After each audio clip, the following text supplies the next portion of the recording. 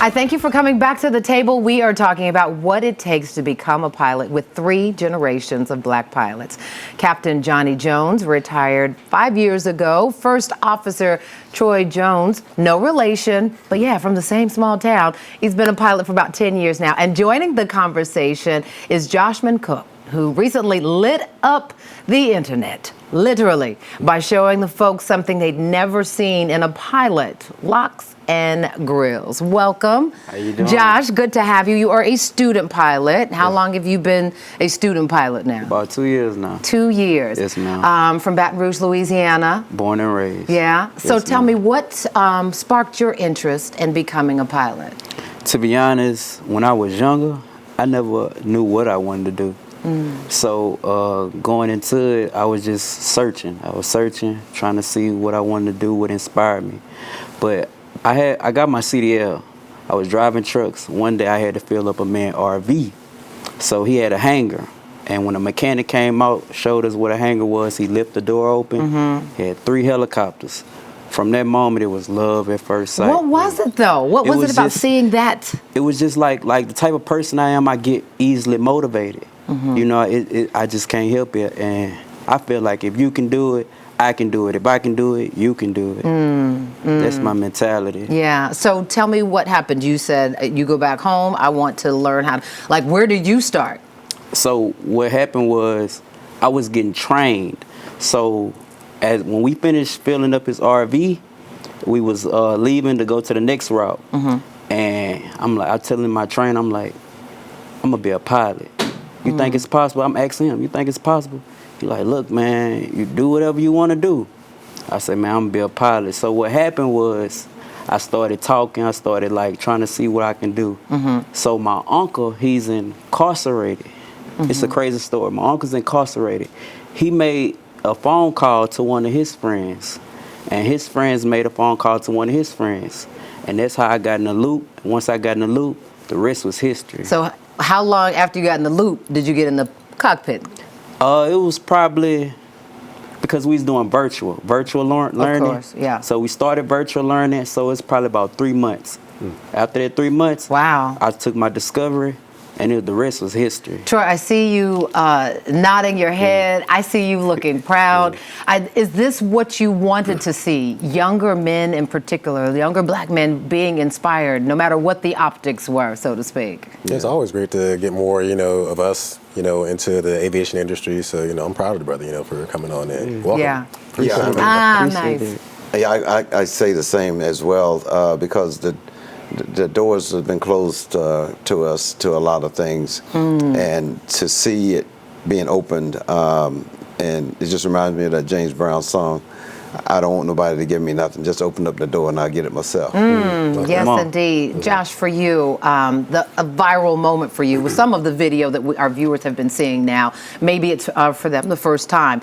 Let's talk about the response you got when people saw a young brother with locks and grills. I mean, tooth to tooth, beyond K9, molars to molars, with grills. Some people had a lot of positive things to say. Some people said that wasn't how a pilot was supposed to look. Right. How'd you feel on both sides? I'm gonna say this. I'm gonna say shout out to my hometown, Baton Rouge, because we not used to like motivating people. You know what I'm saying? Motivating with them, but it's like crabs in a bucket down there. So when I went viral, I seen a change. A lot of people was rooting for me, like people I haven't talked to in years, and it made me like it was like, okay, this is God's timing.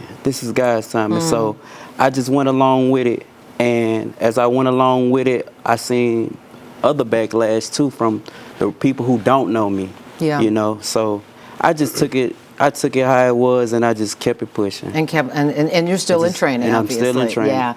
How much of it is a good support system important for both of your journeys into this? For you decades ago, for you just a few years ago. It's extremely important. I was mentored by Captain John Bailey, who's a retired Delta pilot and a longtime OBAP. I think he might have even been one of the founders.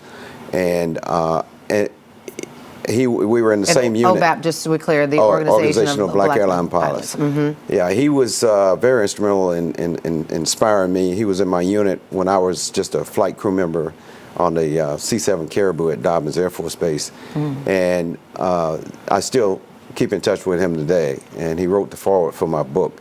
But what I really appreciate about him and other pilots who came before me was the level of professionalism that they showed, and that, you know, that reflects on us in a positive light. But what I want to really emphasize is that anybody should be able to do whatever they To have can, access, they want. to have access, if you've got the talent and the right, skill and the training, right? Right, because it's important to have, you know, representation across the board. Troy, do you remember I know you remember your first flight, right? I do. Tell me about that experience for you when you go from the training to the instrument panel and taking off. I think, you know, it was like wide-eyed, you know, amazement type moment. You know, Josh probably can, you know, Relate for sure. and agree the same thing. Yeah. It's been recent for him, but you know, the first time he's talking about his discovery. You know, discovery flight is the first time you actually fly an airplane with a flight instructor, and they take you up to about 3,000 feet. Right. And then they let go of the controls, and they tell you it's your aircraft. Right. You know? I just got thrilled, just chills thinking and about it. that's what you get. You know, so you're like, well, Right. yeah, you're gonna let me fly this, and tell you go up, go down, go left, go right. You know, add some power, take some out. So it's, for me, the first time was, you know, pretty exhilarating. I was hooked, you know, from the very beginning, and you know, I've been onto it ever since. Yeah, You know? the best part of it for the two of you, I mean, is it the act of actually flying every time, or is it the kids who run up to you? What's it like? I think, you know, it's a mixture. Like Captain Jones is saying, OBAP, the Organization of Black Aerospace Professionals, now they've changed the name up. Okay. But OBAP, you know, they bring in a bunch of us, you know, professional pilots, student pilots, trying to get everybody, you know, visibility, trying to bring more people into the industry. So I think, you know, all that is very important. You know, it's, when me and Captain Jones met, you know, the fact that we're from the same hometown, he was also instrumental in me getting my job where I work now. He gave me a letter of recommendation. So he's a brother who's reaching back to, you know, help the next generation. Yeah, and I have to imagine young boys are looking at you and saying, I want to do this too. We're going to talk about that and more when we return right after the break.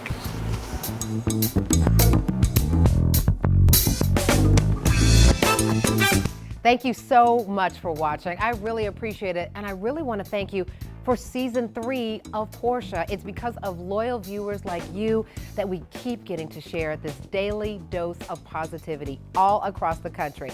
So just a reminder, I still need you to like, comment, and subscribe, and go ahead and tell your friends. You can catch us now in Orlando, in San Francisco, in Atlanta, and all across the country on Fox Soul. Tell your friends.